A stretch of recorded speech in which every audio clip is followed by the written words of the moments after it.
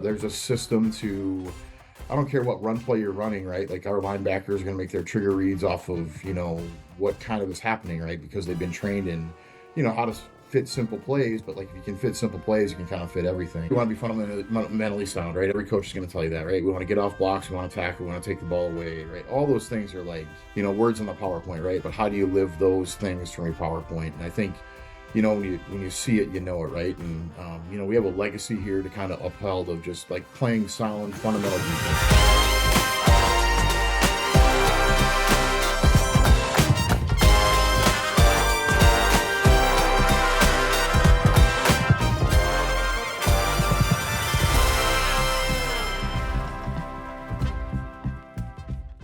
Our guest on today's episode of the Left Hash Call is one of the most respected defensive minds in Division III football. He spent nearly 2 decades helping shape the identity of UW-Oshkosh's defense, a man that has forced many offensive coaches around the WIAC and around the country to have some sleepless nights, that's for sure. The defensive coordinator of the UW-Oshkosh Titans, Coach Craig Stenbroten. How are you today, sir? Good. I'm doing great, man. It's a beautiful day here in the valley. We got some cold temps and some snow on the ground. What else would you want here in December? Absolutely. How have things been since the season wrapped up? I'm assuming getting on the road a little bit to recruit, and of course maybe some official visits and whatnot there. What's kind of been on your guys' plate since wrapping up this season? Yeah, we've the recruiting cycles changed so much in just my college career, right? Like we started around a bunch of kids early February, March timeline last year at this time. So just trying to get some of those kids wrapped up, bring them back on campus, kind of in some individual type visits and doing some different things, getting on the road when I can. It's probably my favorite part about recruiting is just getting on the road, talking to high school coaches and talking recruits face to face, kind of in their home territory and at their schools. And I don't mind driving around a little bit. So it's kind of fun. I like kind of uncovering all the hidden gems of small town Wisconsin and Illinois, right? Yeah, So absolutely. I'm curious as to, how you guys structure your visits and maybe even like into the how you guys structure recruiting. I know, in Division III for sure, you really have to cast a wide net. I know in like the Division II world, you might even just recruit positionally and say, hey, we just need you to bring in a couple tight ends if you're, obviously a tight ends coach. How do you guys kind of separate that and with, obviously in collaboration with Coach Jennings and the rest of the staff? yeah, I think one of the things that and Coach Jennings got here, right? Just one of the things that I had to learn and just, was kind of see his vision of what recruiting is supposed to be, what he wanted recruiting to be.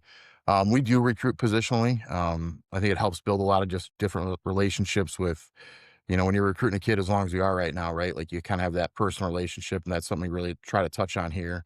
Mason Robinson's our recruiting coordinator. He does a great job.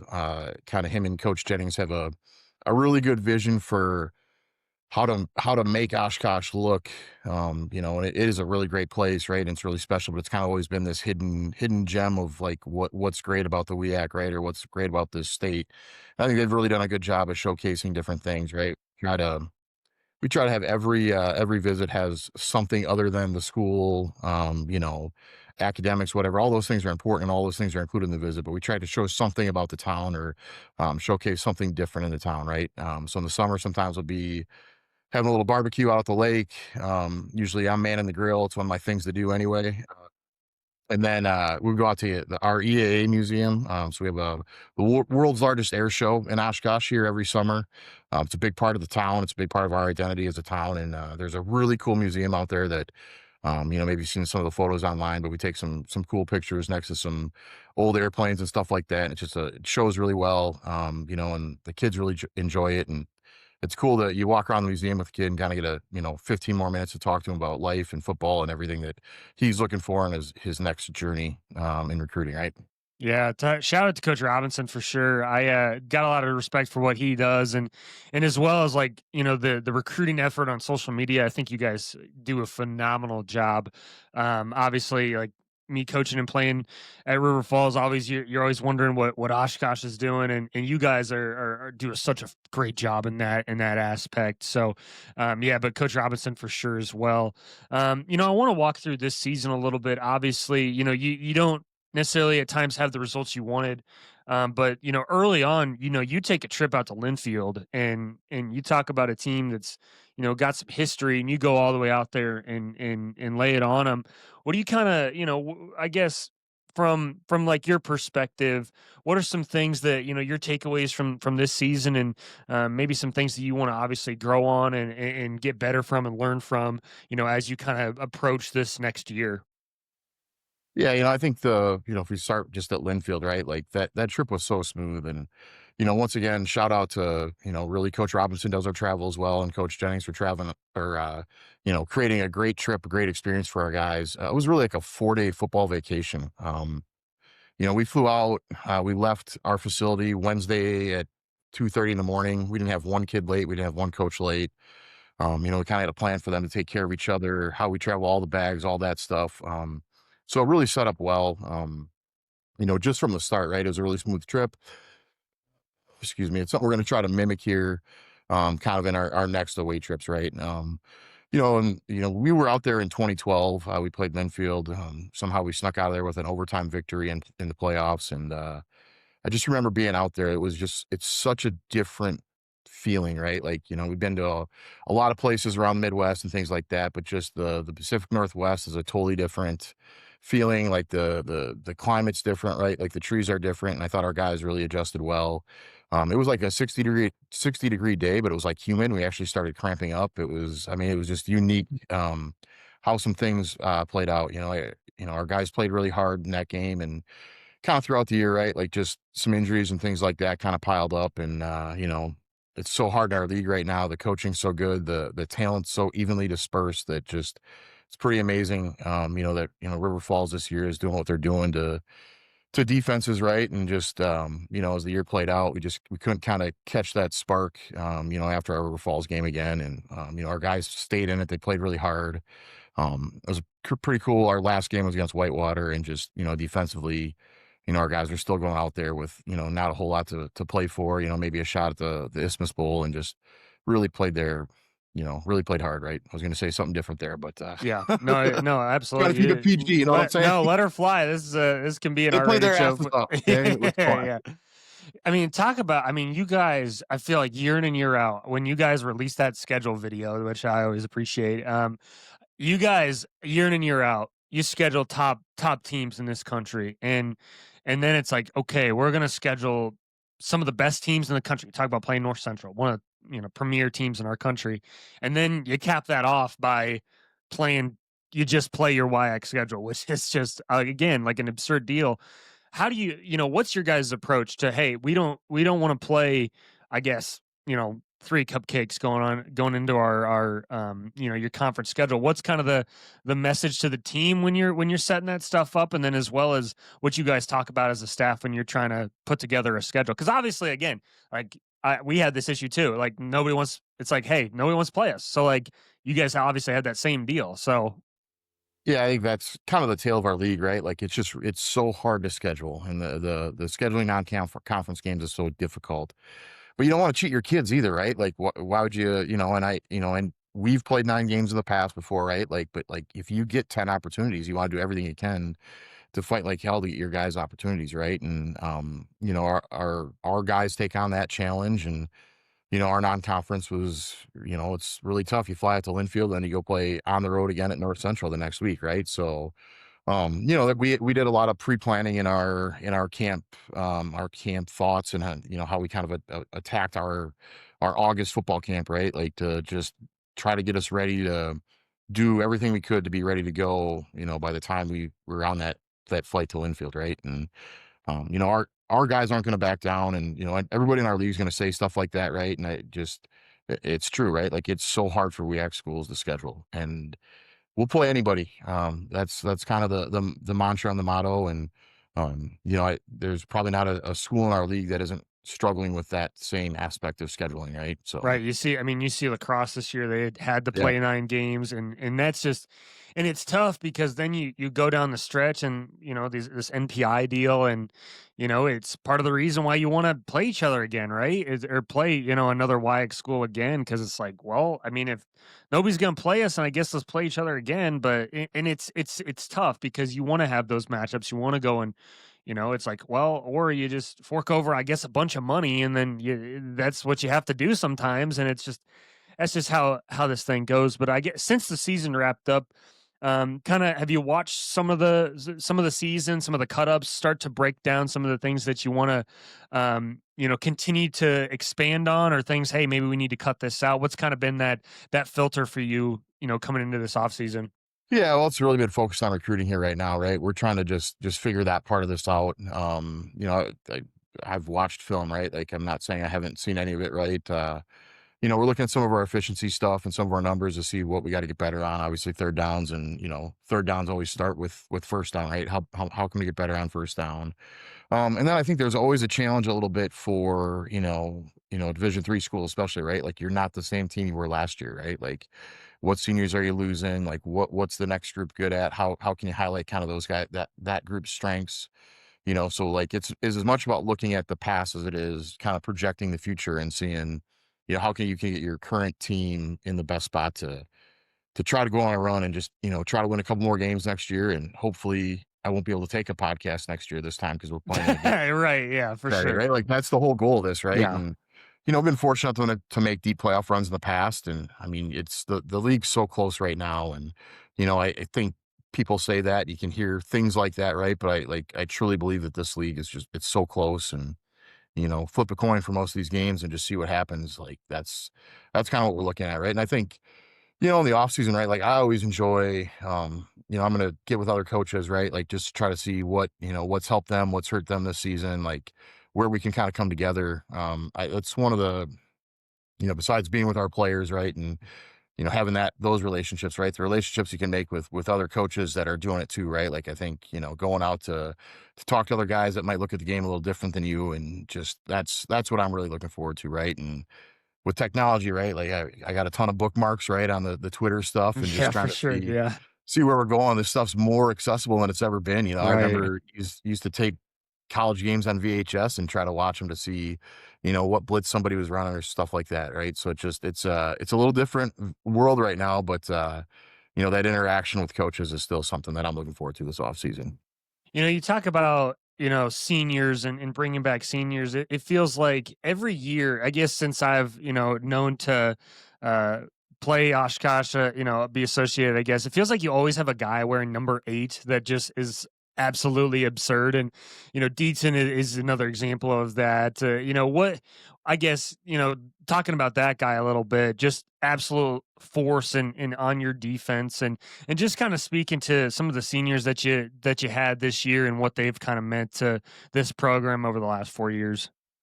Yeah, I mean, Kyle's a great player, right? You turn on the film, you can see that. I think kind of his untold story is just how hard he works.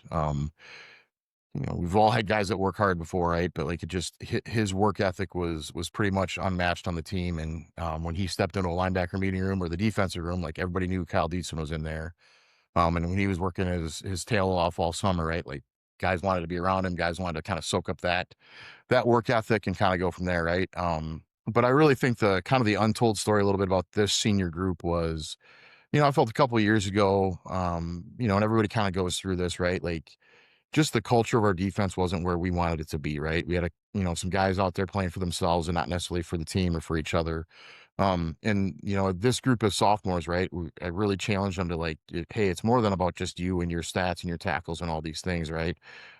We got to do this together. And that's kind of what, personally, what I'm going to miss about this group was that was kind of that group that 3 years ago saw, a deficiency in our defense that wasn't schematic. It was nothing like that, right? But just, we were going to run to the ball hard. We are going to play hard football. We're going to tackle well and do all those things. And this group really invested in that. And I can't thank them enough, man. I love those guys, and I'm going to miss the hell out of them. But, that's I guess, the nature of football, right? You just get to go on to the next group and recreate some of those relationships. And, they left that standard of how we want it to look, not necessarily schematically, right? But just how we want it to look for how we play, right? Is the number 8 like do you assign that to the dude? It feels like every year it's just like, all right, who's gonna be the stud wearing number 8 that plays, So so the 8 story is, I mean, it's kinda cool, right? Like, little traditions start that you don't really even anticipate or see coming. But in 2010, we had a senior wearing 8. He was playing our field outside backer, and he kinda passed it down to an inside linebacker. And the inside backer then went out in 2012. Taylor Goodman became an All American, right? Was our first run at everything. You know, really cool kid. And then the next year we had another kid coming in that was a freshman, and it kind of got passed to him. And kind of since 2010, that number's been in a linebacker. And now at this point, I don't even like. I just got asked the other day, like, who's going to be eight this year? I was like, guys, I'm not even like. I don't even manage it. Like they just, I don't know. They just take care of it, and it's a pretty cool deal. D2 or nine, you know, for Right. the first 2 years of his career, basically, right? And then this year, that was a big deal for him to get an eight. And, it's things that start that you don't even like. I promise you, I didn't intentionally be like, oh man, eight's my favorite number. I'm the linebacker coach here. We're always going to have a linebacker in eight, right? It's kind of just happened here. And, been Well, you've fortunate. even had guys wearing number 9, like Sharon Brock, that was a stud too, and then Yeah. you just keep The kinda single doing digit, that. yeah, single digit defensive guys, right? They Yeah, love that right, yeah, stuff. for sure. So, Yeah, we've had like Torrey Janier wore eight for us, a guy named right. Scott Skripka, he's the D coordinator down on McGuanago. He wore eight for us. Mitch Perkovic wore eight for us the last couple of years. It was one of the best leaders we've ever had. Might not have had all the stats that all the other eights had, but like he ran that room, man, and there was never a doubt when he walked in who was leading that thing. So That's awesome. I want to talk about you a little bit. Growing up in, New Glarus, Monticello, that co-op, right? Correct. I want to talk about that. I guess what recruiting looked like for you way back when, and obviously it's changed so much. Obviously, what was kind of your recruiting process like? Because you're a Wisconsin guy through and through, man. And what was that kind of process getting to Oshkosh? yeah, I mentioned something to one of our coaches as a sophomore in high school. I just said, you know what, I think I want to play college football someday. And I just was talking. I like football. It was probably my best sport. Your small school. I graduated with 37 kids in my graduating class. So you played everything, right? So I played football, basketball, and baseball. But I told Trevor Steiner, I said, hey coach, I think I want to play college football. And between him and then our head coach at the time was Jeff Eichelkraut, who's now the principal superintendent at New Glarus. Those two did a lot for me in high school. And I mean, Ike actually drove me up on my visit to Oshkosh. So Tom Newman was the defensive line coach, strength coach at the time. And he knew Coach Nooms enough just to send an email. And we came up during spring break, me and Coach Ike, and they showed me around a little bit. I ate lunch with a guy named Noah Paquin, who was one of my buddies on the team. And I was like, man, this place is awesome. Like I was just going to go to school at Oshkosh anyway. So I played on the team. I wasn't much of a football player. There's not a whole lot of stats there, anything like that, but kind of, the recruiting process was pretty simple and straightforward. And I'm sure looking back at the time, like getting an email from a coach in March, you're like, man, I got this recruiting class wrapped up. Who the heck's this 5'10" kid from nowhere, Wisconsin, right? Like, what the hell is he going to do for our program? And just a cool thing that those guys, and I still have a relationship with, all those coaches, and reach out to them all and text them. And then got to play for Phil Myers, the head coach, and Pat Cerrone as the defensive coordinator, and it totally changed my life. I'm not going to college thinking I was going to coach college football someday. I was going to be a physical therapist, right? And then you take chemistry, and you're like, okay, I can't do that anymore. And Yeah, I I always like to say when I took an anatomy class, I learned 70% of what it's in that class. Yeah, I was over that pretty quick myself. But yeah, so I ended up I was going to be a social studies teacher, right? And then in 2008, that wasn't a great time to try to apply for high school jobs, and started coaching with Cerrone, and it was, changed my life, right? And I'm still here today, which, it's pretty crazy, right? When you think about it. And yeah.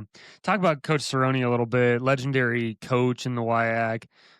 Learning from him, obviously. What can you say about obviously, playing, you know, playing for him, right? And then you play for him, correct, as well? Right, yeah. So playing for him and then obviously, then going and coaching for him and then obviously he ends up becoming the head coach. What can you say about him and just I guess everything that he kind of taught you and got you to this point? yeah, I mean, my story is not complete without talking about Pat, right? Like it's a huge part of who I am, what I do, and why I'm still here, right? And I think what the untold story with Pat is everybody kind of sees him as a screamer, a yeller, and all these things. And he's all that, right? Like he is, but you want to play for him, right? Like you don't want to let him down. Like you run through a wall for him. And he does it, uniquely and different and interesting, right? Just how he does everything and how he thinks about football is a little bit different. We can get into that a little bit, but I tore my ACL up at Stout, my junior year of football, and like he brought me in on Monday. He said, "Hey, get your ass in here. We got some film to watch." And I was like, "What are you talking about? Like, I'm done." You know what I mean? And like, I was looking at like just different series tendencies for him, and then I held a sheet on the sideline with my freaking knee immobilizer on. And like the first game I did it, he like came up to me. He's like, "Hey, what are they doing on the fourth series?" I was like, "It's run, run, pass, or whatever." You know what I mean? Like, and I was like, "Does he really need this stuff? He's got all this stuff. He knows everything, right?" And I just think his way to engage the entire team, right? The entire program, right? Because I was a backup linebacker, played on special teams, hurt guy, right? Like, and he cared enough about me to bring me in and kind of give me a role as I was injured, and that's something that we try to do some with some of our injured guys now.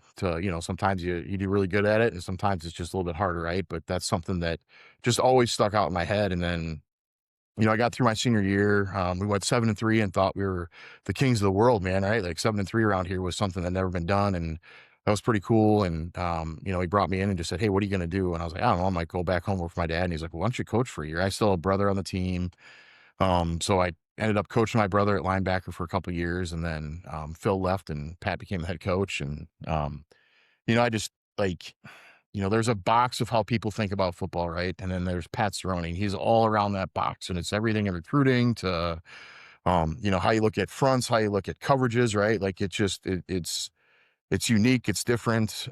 It's a ton of fun to coach in. It's a ton of fun to be around him when he's cooking up some of this stuff, and just So I got to learn football is like, well, these are the rules, right? But you can do it this way too, right? Can we try this for a day to see what happens? And the things that stick are the things that you end up running. And you know, I, him and Coach Renee at Point just really helped shape kind of who I wanted to be as a coach, and who I am today, I guess a little bit, right? Like those are my brothers for life, and yeah.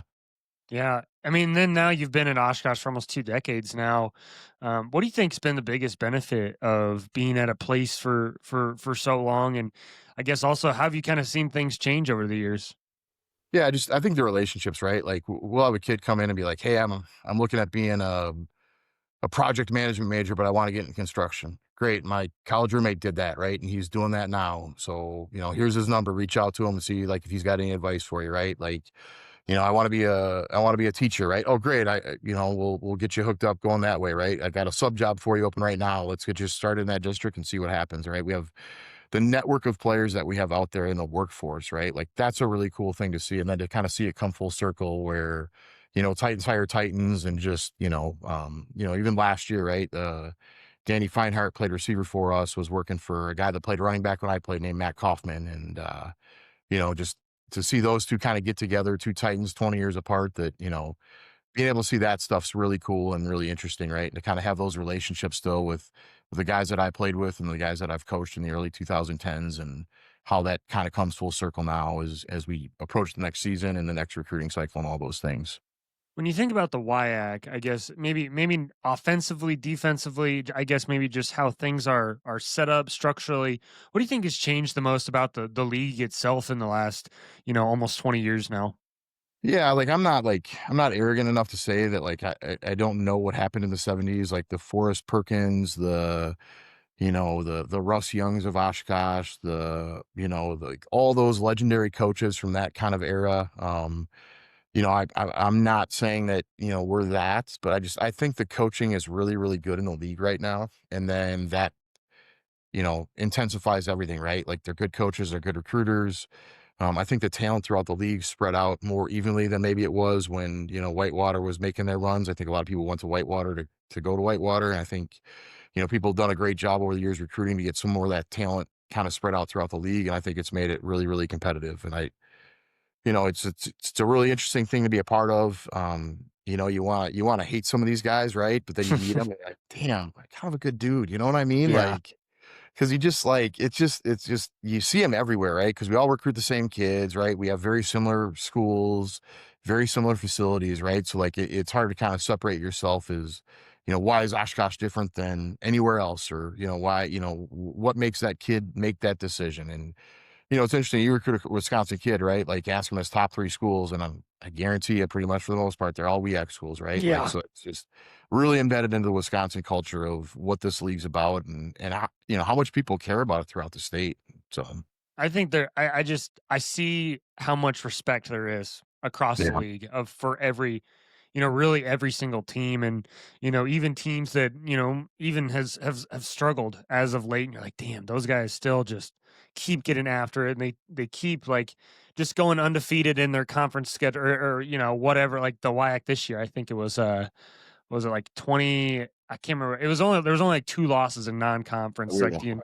right. Well, to number 1, right? So that's always a tough deal. But I want to talk about this defense a little bit because I remember the first time I saw it, and I was like, I don't know how many safeties they got out there. I don't know what's going on, but I don't like it. And so, just I guess speaking to the identity of this defense, obviously Cerrone is a big influence on this thing, of course.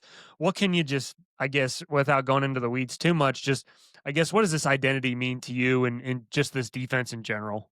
Yeah, I just, obviously we want to be fundamentally sound, right? Every coach is going to tell you that, right? We want to get off blocks, we want to tackle, we want to take the ball away, right? All those things are like, words on the PowerPoint, right? Like, but how do you live those things from your PowerPoint? And I think, when you see it, you know it, right? And we have a legacy here to kind of upheld of just like playing sound fundamental defense, right? Like I think it kind of starts there.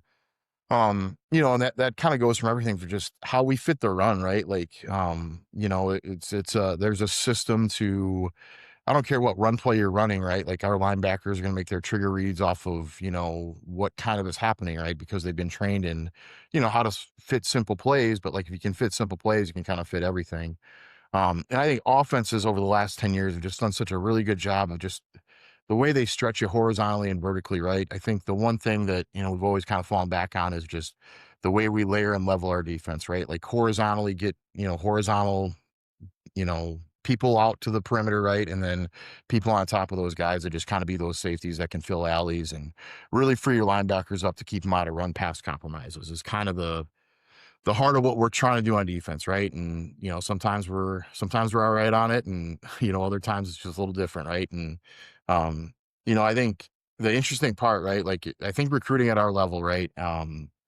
You know, you you can't just go say, "Hey, I want 3 linebackers in this class," right? Well, what happens when that 4th linebacker says, "Coach, I'm coming, and he's really, really good," right? Like, you gotta find different ways to use people, right? And, through the years, we've been able to recruit, linebackers and safeties and D-line and corners and all those other positions as well, right? But just kinda wanna be really sound up the middle, right? And we wanna have guys that can fit the run and, be good in run pass play action passes, right? Like that's the whole name of this game is just trying to limit points. Like that's the whole goal. We're going to give up some yards, but hopefully we tighten down in the red zone. And, the years we're at our best, our red zone defense is really good. So Yeah.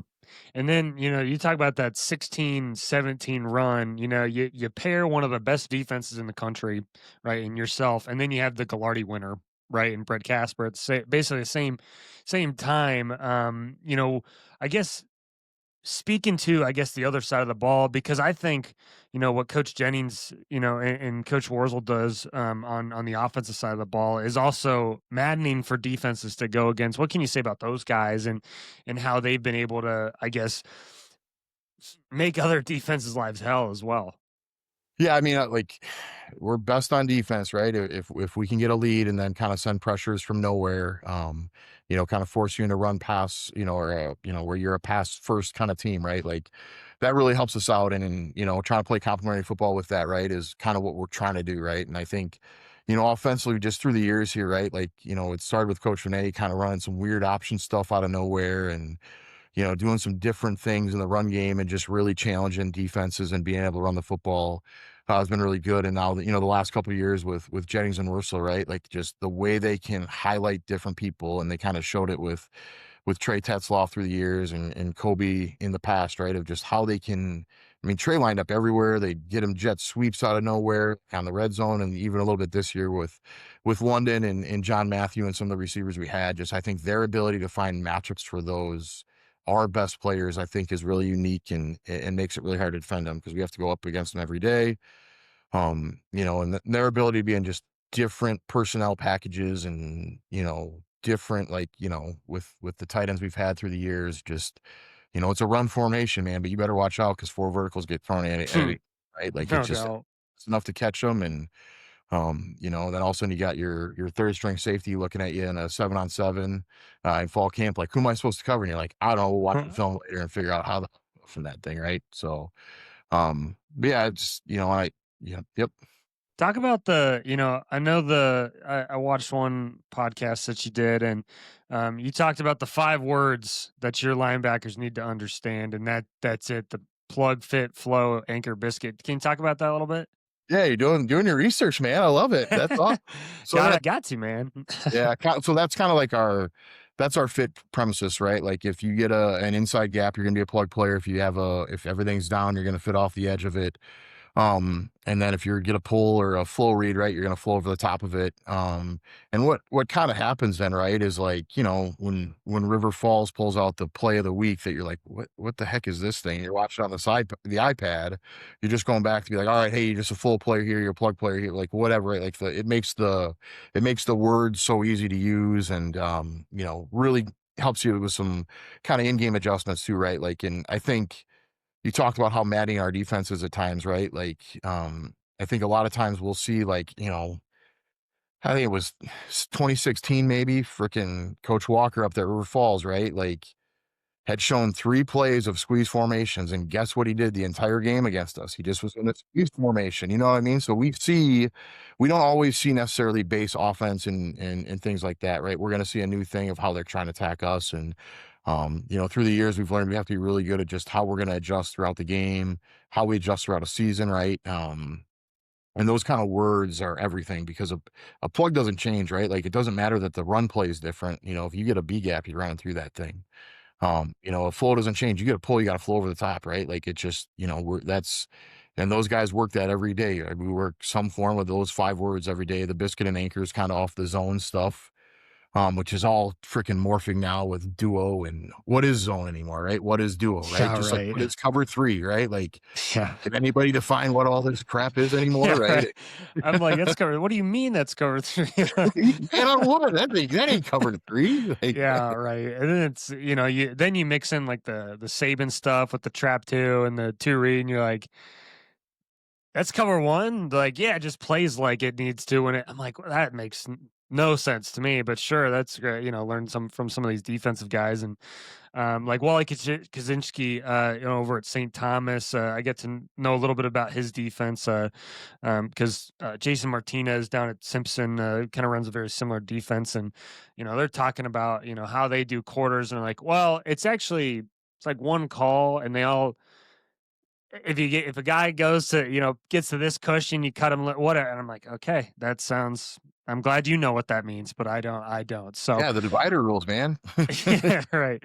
Um, you know, why do you think consistency? And I think, as offensive guys, we get kind of, construed with all these different languages. But why do you think that consistency within your languages is more important than just having like all these different schemes? Yeah, well, I mean, if you're gonna have different schemes, right, you gotta have something to fall back on. So, like, I think for us to move the front or change the front isn't a big deal, because I just tell the backers, like, "Hey, now you're a plug player. Now you're a flow player," right? Like, so it gives us the ability to kinda move those guys around and, like, just be multiple, right? Like, if you're gonna be multiple, you have to have something to fall back on, right? And I think some of the words and some of the way, we've covered through the years, right, has helped us just be consistent somewhere, so that we can present a different picture to offenses as games go on, as seasons go on, and as offenses evolve and change, right? I talked about this with Caleb Carrill on one of our shows. We were talking about some defensive coordinators around the country. Obviously, mentioned you in that list, and maybe I'm remembering this wrong, but I remember in 2020. I remember in 2023, and again, maybe I'm wrong about this, but I felt like you lined up 3 defensive linemen on basically like what some would call like a load front and a 4-down front. You lined up every single defensive lineman on one side of the ball. We ran it to the other side, and still very gap sound. It does that sound familiar? Or am I just seeing things? No, you might not have been seeing things. We I just The one, Coach Cerrone, right, like, kinda tie this all back, right? Like, when you're trying to build a program and build a defense, right, that maybe hasn't been successful in the past, right? Like, if you're just gonna recreate, the defenses that get seen throughout the league, everyone's gonna know how to attack that structure, that, whatever that is, right? So I think we've done a good job through the years of just being enough different enough to give you guys a nightmare as offensive coaches. And, like, we might not even run that front against River Falls right that week, but, like, you've had to see it, you've had to prep it, like, it changes protection For rules. sure, no doubt. So that's one of the things, that we're just, I mean, I'll try anything once, right? Like, and, we don't just try it in a game. I think that's important. We're gonna try in practice, and then I'll go to Coach Jennings. In the past, we would have gone to Coach Rename and, like, hey, was that weird, or was that, like, and just kind of get some of their perspectives on it, right? And I think, in our system, the ability to walk up backers in different spots just really creates a lot of different fits and different fronts for offensive linemen to have to adjust to. Well, that's an interesting to kind of hear your perspective on that because, you know, I think especially in the defense right now, I feel like that's really it's very popular right now, and for a good reason is that crush front and that like Whitewater runs like Platteville's been doing. I think it's you know but then you look at like you got what you guys do, and to me, I'm like, okay, they're doing all this complex stuff, but then you look at like the crush stuff, it's like very simple. But at the end of the day, like it's sounding like what you guys do is still very. It may look like this craziness, but like it's very simple in the way that you teach it and the way that you get your guys in that right spot. Yeah, like, I mean, like, I just try to have overhang players, right, where we know the ball's gonna get forced back inside too, and then we try to be multiple within those edges, right? And I think, if you do watch the other defenses in the league, right, like, whether you're crush or tight, right, like, everybody's trying to take away inside gaps and then just get the ball to spill the perimeter where you have help and where you have safeties, and the RPO game is kind of forced defense's hands a little bit to just be like, all right, they're running, we got to have somebody on the out here. We got to have somebody on the vertical here, but who's going to have our edge, right? Like, and just kind of being aware where all that stuff is, right? I think kind of forces you to play, defense a certain way. It just, I don't know. I'm always searching for something, right? Like, I Yeah, think there's something out there. So you were talking about like trap two, but looks like cover one. Like, yeah, I'll have to Google search that thing on the old Twitter, or yeah, sorry, right, yeah, and right. get after it. But you know what I'm saying? Like, it just there's sound we have sound defense principles that can be really multiple, right? And that's kind of, if you've been to any of our talks or anything like that, any of our clinic talks, right? That's kind of what we're looking to do. We have outside backers that force everything back in, and we try to get the ball funneled somewhere, right? And I think if you change your front, you kind of all know where that ball's going to end up getting funneled to, and we try to get more guys than they have to the football. Yeah, one of the other that kind of leads right into like I don't know if this is necessarily a question, but more of a statement, I guess. But you said the magic is being able to fit 21 personnel ISO, but also carry that same fit into like this modern day, like I guess BS we'll call it like that. I think that is such a unique thing to be able to do, especially in a league like the WIAC where you see like you said 21 personnel ISO, but you also see like this spread formations, but still be able to carry like the same defense and not have to say all right, heavy personnel, whatever the case. I think that's a big deal to be able to do. Yeah, I think the quarterback run game in our league, right? And obviously Bauhaus showcasing that right now, right? But the Crosscut a couple of years ago, Hmm. Kaiser was unbelievable in quarterback run game, right? Like, and I'm gonna miss people when I say things, right? But even what they're doing now at Whitewater here this last season, that quarterback run game has just created so many fit issues, right? Like, you got to either max your fit out or lighten your box and just be okay giving up 7 on a quarterback run at times. And it's that constant chess match of what's going on, right? But at the end of the day, if it's quarterback ISO, right, you still have to take that ISO block on the same way. You still have to plug it the same way. You still have to go through it the same way. Just recognize that quarterback now, instead of being the keep off the backside player, right? Now it's coming right downhill. So how are you accounting for the gap that the tailback's making in the quarterback ISO, right? Like, just to, verbalize it into kind of what you're saying, right? Yeah, I always thought that and mentioning like the River Falls stuff, like I always we started doing the quarterback pin pull to the same side as the RPO, and I remember running that the first time, like, "Damn, this is some good shit." I'm So, like, I'm thinking about those poor defensive coaches over there. I'm like, I especially when you got like, I'm not nearly the athlete that Caleb is, and I'm like, man, I'm doing this well. Imagine what that kid's able to do with this stuff. So, it's just, yeah, it's maddening. But I'm curious from your perspective, what a week of prep looks like for you. You know, you get off the bus on a Saturday night. What's kind of your process and kind of your system for preparation going into a week? yeah, you just try to be consistent, right? Like, kind of no matter who you're playing, kind of have the same process of what you're doing, what your staff's doing to break down film, to get through cameras, right? Like sometimes defensive practices is just maddening to try to cover all the formations and the plays that you might see throughout the week and then get your calls into what you want to see for those things, right? But, Sunday is basically I'm going to just watch the last three games. Like I'm going to watch full cut ups of the games.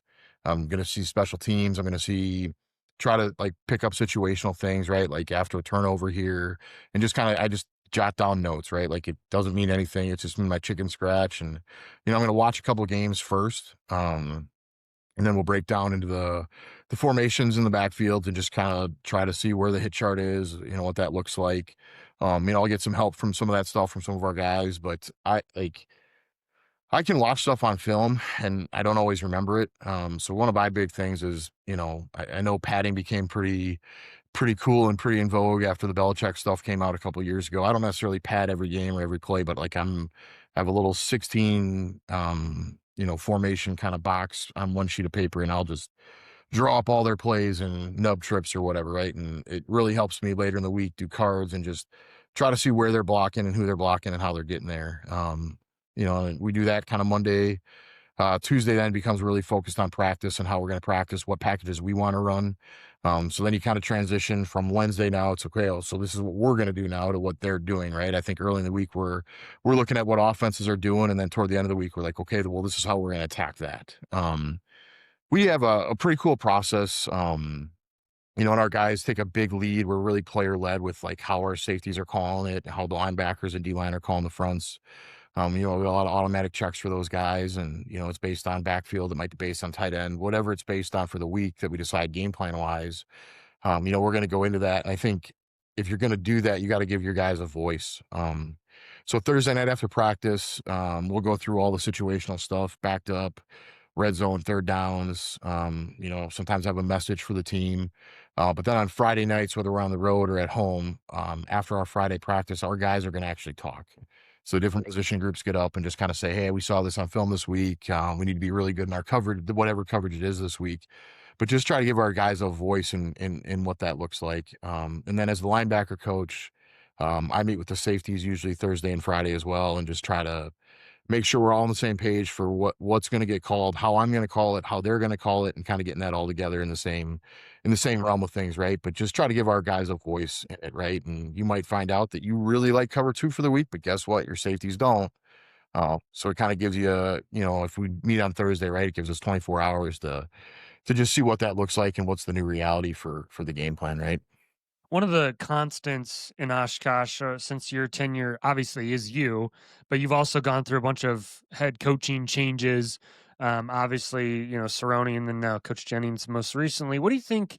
With you, how have you had to adjust, or maybe you haven't necessarily had to adjust, but those guys, all bring kind of different things to their skill sets. What are kind of some of the differences and some of the constants as well with those guys? Yeah, I think how we care about players, right? Like I think throughout, like from Phil to Cerrone, so Coach Meyer to Cerrone to Coach Jennings, right? Like just how we care about our players and how we're trying to develop them as men and all those things, right? Like that's really been important. Really been a backbone of our program. And, if you talk to our alumni, right, like that's the thing they're going to say. And just the brotherhood here that we have, right? And every coach is going to say they have a brotherhood here. I think there's some things that make ours a little unique, right? Where our stadium is off campus. So whether you like it or not, if you don't have a car on day one, you got to find somebody that's going to give your ass a ride, right? Or if you're a senior, right? Like it's like we mandate it, like no one's walking, right? Make sure everyone's got a ride. Like, so we kind of have to create this culture where like we have to get to the stadium, right? And you could look at that as a negative, right? I think that's kind of been a net positive for us throughout the years. And then I've been really fortunate, right? Like, Coach Cerrone transitioned out, and Coach Jennings transitioned in. And there was never a doubt in my mind, what Coach Jennings' kind of vision was for this place, and just the things, like, I think he has a really unique ability. Because I'm sure, when he thought about being a head coach and dreamed about being a head coach someday, he wasn't thinking he was going to get some grumpy D coordinator that was going to be a non-pressure layers and levels guy, right? And yet here he is giving me the shot to do that. And I got to stay at home. I didn't have to move anywhere. I got to stay at a community I love, kind of in a network that I absolutely, treasure the things that we've been able to do here at Oshkosh, right? But then I got to learn new things, right? A new way of recruiting, a new way of looking at, how do you market yourself on Twitter in recruiting, right? Like, just, it's been really fun for me to kind of, like, I didn't have to go anywhere, and I got to learn all these new things. I got to kind of get a new network of coaches with Coach Jennings, and really be out there in a different world than maybe I was as just an Oshkosh guy, right? Like, it's kind of helped me expand, and like, you're always growing in this, right? If I was just the same kid or the same coach I was 10 years ago, probably wouldn't be very good, right? And I think, like, I've always had that kind of, Coach Cerrone really has it more than anybody you'll ever meet. Like, he just always wants to be better, and Coach Jennings that same way. And I think that's really been a constant here through the years of just the different coaching changes and what that looks like. One of the things I've been doing lately with this show is kind of giving you the chance to highlight maybe some of the top, assistant coaches, head coaches around, maybe the conference and the country that you respect, maybe that give you nightmares. Is there anybody that kind of comes to mind? Also gives me ideas of guys to have on the show here in the future. Is there anybody that kind of comes to mind as far as guys in that category? Yeah, I mean, obviously River Falls is making their run, and Coach Matheson's done a great job here. I mean, they're rolling right now. They're doing some really interesting things on both sides of the ball. What Ryan Cortez does at Whitewater, and just the consistency they've had through the years, right? Like, it's unbelievable, right? And Coach Yagi up at lacrosse, and just how he transitioned from stout to lacrosse, and just, like, they didn't have running backs, right? And he kind of made a whole system where they played without some running backs, later on. And, I know he's not really a small school guy, but, one of the guys that I really lean on, a couple guys, is just Travis Niekamp is a D coordinator at Illinois State. He's been great. He's a Wisconsin guy through and through. He's been great to me in my career. And then, we're very fortunate. Coach Kevin Cosgrove was the Badger D coordinator when they were in their heyday in the Rose Bowl runs. He's been a 43-year head coach, and he'll I could call him right now and he'd probably answer. And he's kind of helped us kind of transition our defense, and is going to play a pretty huge role in what we do in the offseason here, and where we go from there. So Awesome. Yeah, no, I appreciate that. This last little segment probably here. love somebody out, so no one get mad at me, all No, right? yeah, no, it's Like, not. please, Yeah, like, you're all great, okay? If I forgot it's somebody, the I hardest apologize. question. It's the hardest question. I do it a little bit selfishly because I'm like, okay, I need to know who these guys want to hear from, as well as, like, in it. Yeah, it's like we put out the graphic with all the coaches on there, and everybody's getting mad at me, and I'm like, man, I just want to show, like, I can't just name everybody, but just some of the guys that I know that are terrible to go against. So it's not to leave anybody out, but certainly just to give some flowers out for I sure. will. I mean, I did see the tweet, right? I saw some of the comments on there. I will say what Bethel's doing on defense right now is Yeah. really unique and interesting. And every time we get a Bethel game in the conference, right, I'm trying to study that a little bit. And Matt Young is the safety that they had a couple years ago. He's a local kid. His dad's the head coach at Nina. I have a good relationship with those guys, and just really cool family story for that whole thing, right? And it, there's a lot of, I mean, there's a lot of good coaches in the Midwest right now, and shout out to all those guys grinding right now to try to get there. Yeah, no, yeah, I was gonna put Bethel on there, but I was like, Coach Mack, he's a head coach. He gets all the spotlight right now. We don't need to put it. But no, I love Coach Mack. We played when I was at Simpson. We played him a couple times, and when he was the defensive coordinator, and just again, like, you talk about nightmares, like that's another one. Just through and through is just difficult to go against. But and then on offense with Coach Julian as well, no question about it. But this last little segment here is just quick hits. You can expand on it as much or as little as you would like to. Just kind of rapid fire questions here for you. But first one here is best football movie. Friday Night Lights. Fantastic. Coach, past or present, that you'd love to talk ball with for an hour. Oh. Oh God. I mean, would it be too much to ask to just sit down with Saban for an hour and just I mean, yeah, I don't think so, right? yeah, something that'll never happen, right? But like, man, wouldn't that be Never cool? know. Never know. So We'll do a left hash call with all the everybody that we've had on the show, and then maybe Saban too. We'll see if yeah, he's there you go. available. um, non-football thing you do to stay creative. Golf. Golf, love that. Yeah. How's the game this summer? I'm pretty consistent, just high 80s, but There we I go. I love playing. We have a great relationship with the course out here. That we do have our golf outing at, and when we get some downtime, usually I'm going out early in the morning and hey, do you punch out in the fairway right now, or do you try to be a hero and go through those two trees right there, right? Yes, Because you're man. never It's really in the fairway, you know what I mean? You're always fighting through it. So what kind of shot shape should I have here, right? Well, I'm yeah, gonna that's hook it, why. slice it to the right 30 yards. Yeah, I always like to say I like to play the whole course. Yeah, I don't you play hit I the don't whole play course, from the right? fairway very often, but um if your defense was a band, who would it be? Or an artist? Wow, that's a question right there. I don't know. I think you got to go like we're an 80s hair band, man. Like There we just go. I love that. it, Yeah. we can rock out, but we can play a little ballad, right? Like so, like I don't know, like maybe like like maybe a little Van Halen. There we go. I love Like that. That's just a good like one. yeah, Yeah, that's a yeah. good Let's say one. Van Halen. Van Halen. I love that. That's great. I think that's a great one for you. Okay, last one here for you. One piece of advice you would give to the next generation of coaches. Oh God, how long do we have? As long as you want to go. No, I like as you transition your career, right? Like I think one of the things that I'm finding a lot of enjoyment in right now is just we have a lot of really good young coaches on our staff right now, and we've had some younger guys kind of come through here that have moved on, and just like you got to work, right? Like that's got to be number one, like in everything you do, recruiting, football, all of it, right? Like you just got to work. You got to grind. Like if you want to get in this, you're getting into it for the right reasons, right? Like if you're going to be a D3 coach, you're not going to get paid millions of dollars. So figure out how to support your finances and do what you got to do. But like this is some really cool football, and you get to build some awesome relationships with players and coaches, and it's a ton of fun if you do it the right way and just care about your guys. Just love your guys, and great things will happen for you as a coach.